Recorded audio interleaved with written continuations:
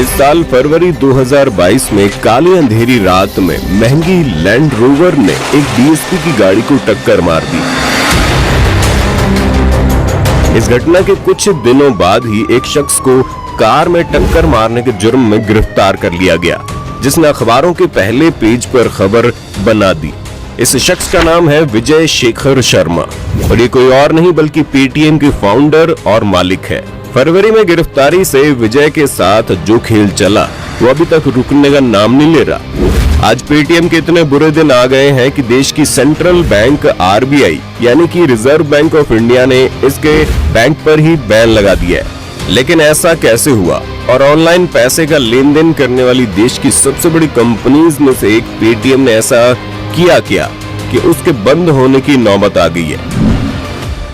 आज पेटीएम की इस हालत को देखकर हमें सबसे पहले ये जरूर देखना चाहिए कैसे एक वक्त में इंग्लिश की वजह से एग्जाम में फेल होने वाले अलीगढ़ के गांव से आए विजय शेखर शर्मा ने देश में एक अलग ही डिजिटल पेमेंट की क्रांति ला दी थी।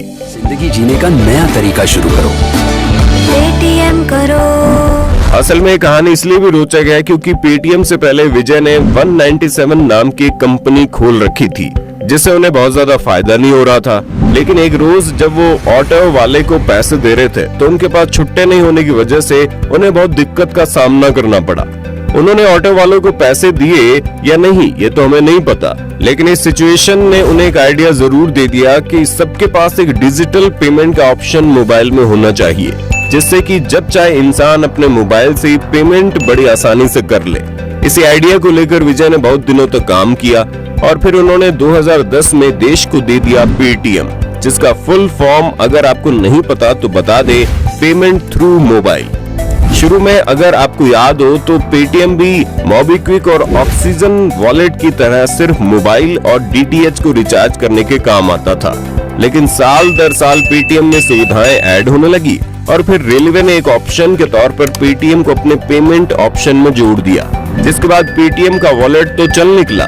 लेकिन पेटीएम की असली तरक्की की कहानी अगर आपको याद हो तो 2016 से शुरू हुई, जब मोदी जी ने पूरे देश में नोटबंदी कर दी। 12 बजे से 500 रुपए और 1000 रुपए के करेंसी नोट लीगल टेंडर नहीं रहेंगे और डिजिटल इंडिया के नारे पर जोर दिया, जिसके बाद एक कैशलेस और डिजिटल पेमेंट के ऑप्शन के तौर पर पेटीएम लगभग हर एंड्रॉइड फोन में इंस्टॉल हो चुका था।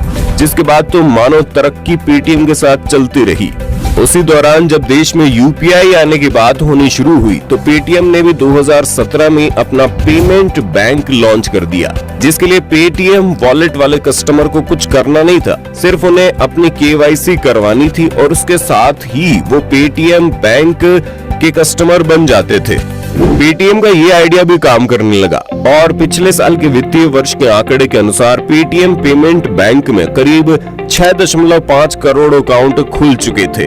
लेकिन दोस्तों, तरक्की जहां बहुत तेजी से होती है वहां सब कुछ सही ही होता चला जाए ये भी तय नहीं है। इसलिए आरबीआई ने पेटीएम के पेमेंट बैंक पर अब कोई भी एक्स्ट्रा कस्टमर ऐड करने से रोक लगा दी है। अब यहाँ आप पूछ सकते हैं कि ऐसा क्यों, तो इसका जवाब है वही केवाईसी। जी हाँ दोस्तों, केवाईसी यानी नो योर कस्टमर। दरअसल ये एक तरीका होता है जिसमें हर बैंक अपने ग्राहक की डिटेल को लेकर उसे चेक करता है और ग्राहक की सारी डिटेल सही है या नहीं। लेकिन बहुत जल्दी अपना कस्टमर बढ़ाने के कारण पेटीएम ने जिस तरह से नए ग्राहकों की केवाईसी करवाई है उस पर भी आरबीआई खुश नहीं था। इसलिए आरबीआई ने अपने अधिकार क्षेत्र के तहत कानूनों के साथ साथ बैंकिंग अधिनियम 1949 के आर्टिकल 35A के तहत पेटीएम पेमेंट्स बैंक लिमिटेड को नए ग्राहकों के बैंक खाते खोलने पर तत्काल प्रभाव से रोक लगाने का आदेश दे दिया है। रिजर्व बैंक का पेटीएम पेमेंट बैंक को ये निर्देश है कि वो अपने आईटी सिस्टम को अच्छे से ऑडिट करने के लिए एक आईटी ऑडिट टीम तय करे।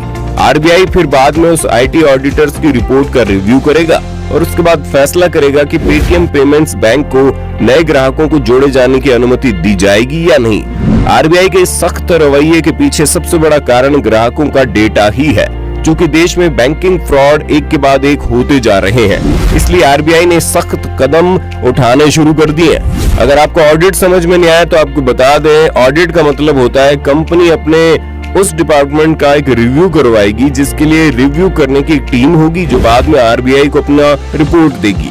अपने पेमेंट बैंक लोन के अलावा भी पेटीएम को एक बड़ा झटका तब लगा जब पेटीएम के शेयर मार्केट में रजिस्टर हुए और जिन लोगों ने इन पर पैसे लगाए उनके पैसे डूब गए, क्योंकि 2000 रुपए के करीब का शेयर आरबीआई के फैसले से पहले ही 700 रुपए की गिरावट पर आ गया था, जिसके बाद रिजर्व बैंक के इस फैसले से तय है कि पेटीएम को शेयर मार्केट में भी बड़ा झटका लगेगा, जिससे कंपनी को बहुत बड़ा फाइनेंशियल लॉस होना तय है। खैर, आरबीआई ने ये बैन सिर्फ पेटीएम पर नहीं लगाया, बल्कि उसने मास्टर कार्ड और एचडीएफसी बैंकों पर भी बैन लगा दिया है। मास्टर कार्ड पर ये बैन पिछले साल 22 जुलाई को लगाया गया था, जिसमें आरबीआई ने ये आदेश दिया था कि मास्टर कार्ड अब नए ग्राहक को नहीं बना पाएगा, क्योंकि लोकल स्टोरेज में भी जो कस्टमर का डेटा था उस पर आरबीआई एक रिव्यू मांग रहा था, जिसे मास्टर कार्ड समय से नहीं दे पाया था। यही वजह है कि पिछले साल से बैंकों के द्वारा दिए जाने वाले क्रेडिट और डेबिट कार्ड में मास्टर कार्ड को निकाल दिया गया। यही कहानी एचडीएफसी की भी हुई, जिसमें आरबीआई ने उसे नए क्रेडिट कार्ड ग्राहकों को शामिल करने से मना कर दिया।